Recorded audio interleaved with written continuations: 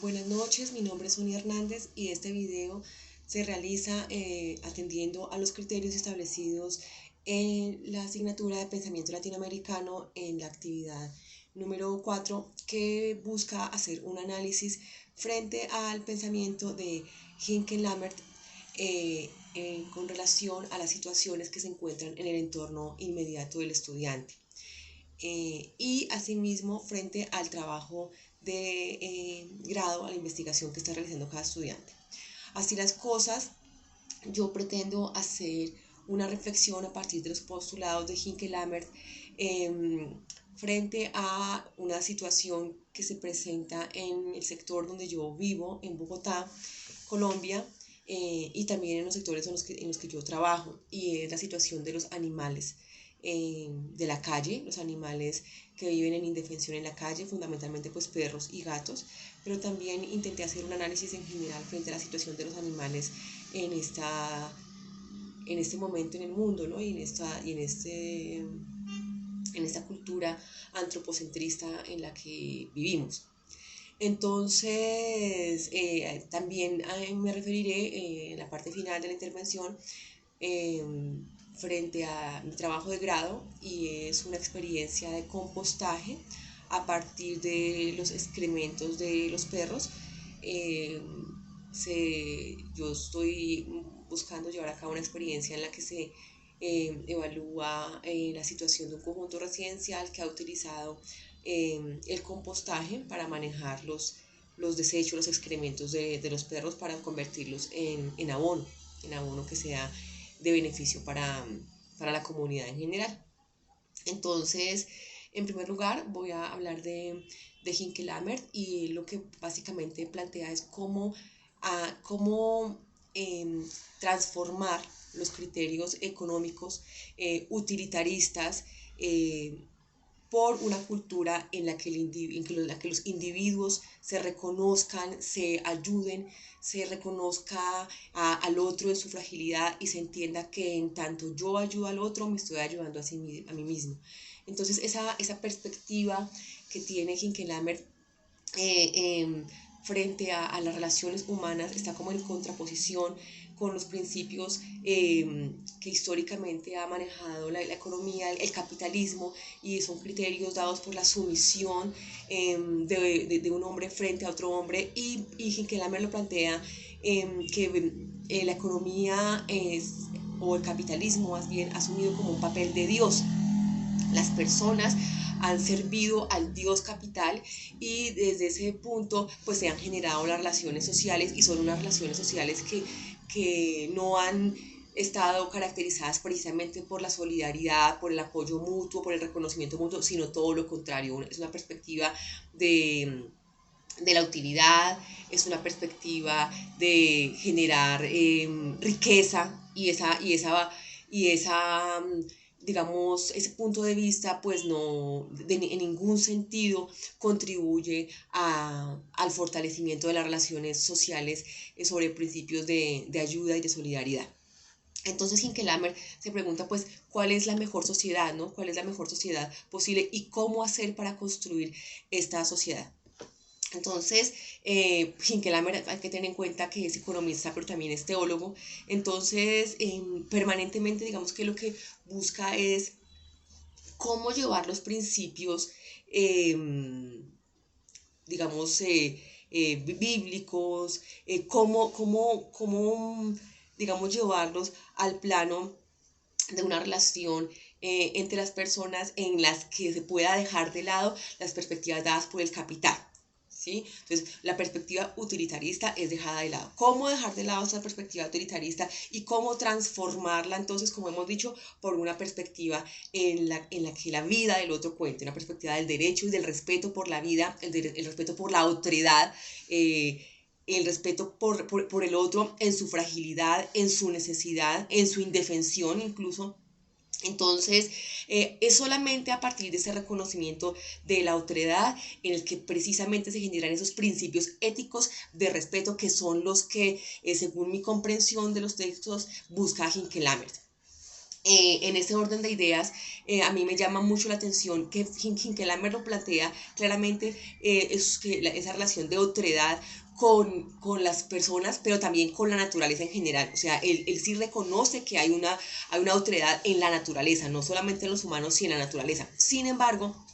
sí, digamos que los criterios que él maneja de la solidaridad sí son o se entienden, digamos, en los textos como desde una perspectiva antropocéntrica. O sea, se reconoce la naturaleza, se entiende que en la naturaleza caben los humanos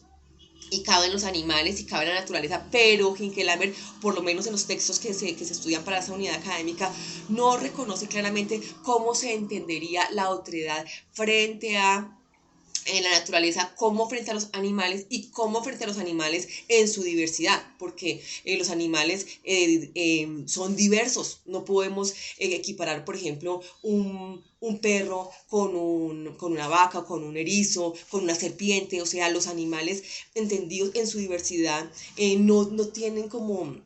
suficiente detalle en en el discurso que maneja Hinkelhammer, de tal forma que tal como ha sucedido en otras reflexiones que se han hecho de la otredad de los criterios éticos que se generan a partir del reconocimiento de la otredad, como por ejemplo los que maneja en su momento Emmanuel Levinas, que también coincide mucho con Hinkelhammer en que parte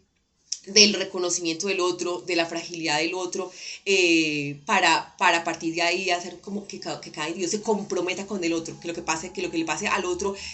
sea un asunto que a mí me toque, ¿no? La mirada del otro como una forma de interpelar. Entonces, ese criterio del otro no involucra en la particularidad al animal. La mirada de este otro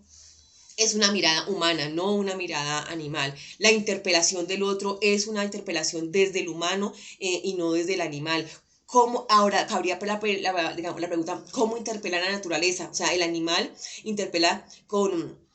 su presencia, no solamente con su mirada. No todos los animales tienen mirada, ni todos los animales tienen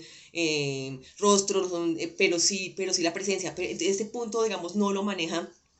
Hinkelhammer, y precisamente es el punto que a mí que llama mucho mi atención, cómo entender esos principios éticos que maneja Hinkelhammer en la especificidad referidos al reino a los animales, el reino de los animales en general, cómo entender el principio ético del respeto por el otro animal, no solamente por el otro humano, sino por el otro animal, cómo entender los principios éticos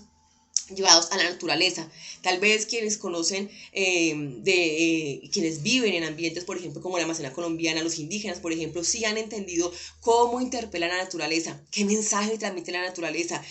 cómo la naturaleza es un otro que me concierne, que me interesa, cómo entiendo la fragilidad para ayudar, cómo genero una actitud de respeto y de ayuda permanente a la naturaleza, como a los animales. Entonces yo, digamos, en mi experiencia cotidiana intento, a partir del rescate de animales sin hogar,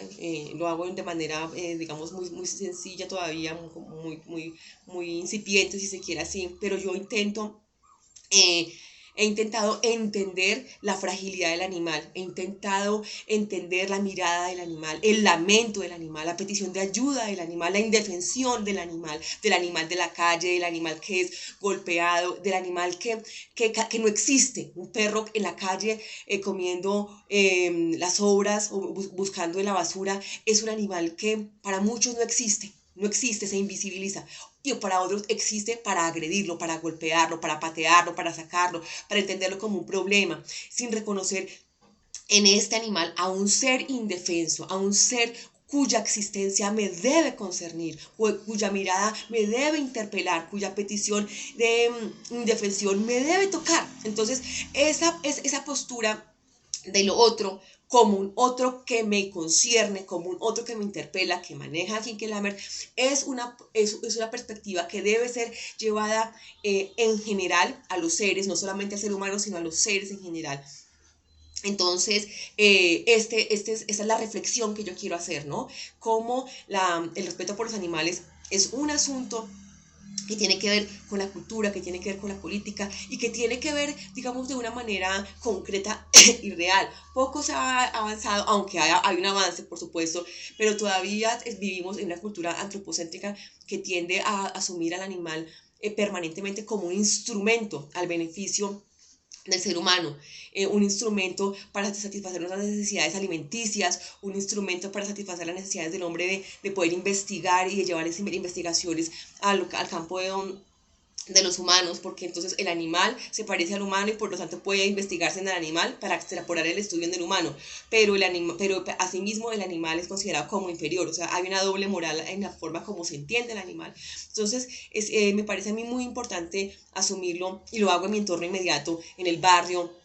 el reconocer al animal, el reconocer la posición permanente de indefensión del animal. Asimismo, en mi trabajo de grado,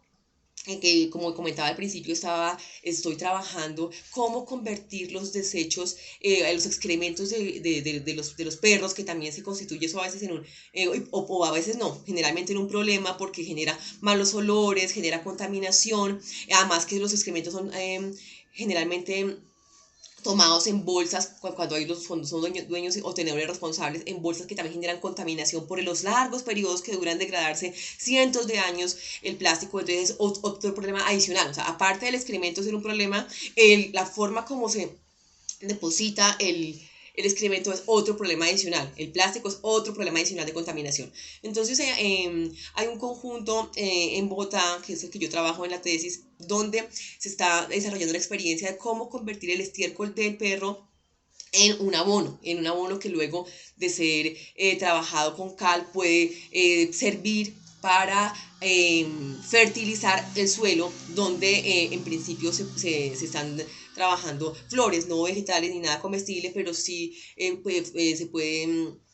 se puede utilizar como un producto positivo, bueno, obviamente luego de un proceso, luego de un proceso biológico y químico, se puede convertir en una materia provechosa. O sea, lo que en principio es un problema, es un foco de contaminación, pasa a ser un fertilizante, pasa a ser un abono, pasa a ser un compuesto que le sirva a la comunidad. Entonces, este punto, digamos, de compromiso de trabajo del hombre para generar un bien, digamos, a su comunidad, es un asunto que me llama la atención y que también articulo entonces la perspectiva que maneja el autor con este ejercicio, esta estrategia que se está trabajando en este conjunto residencial. Esta ha sido mi reflexión, espero haber atendido a los criterios que se manejan en la guía de actividades. Buenas noches y muchas gracias.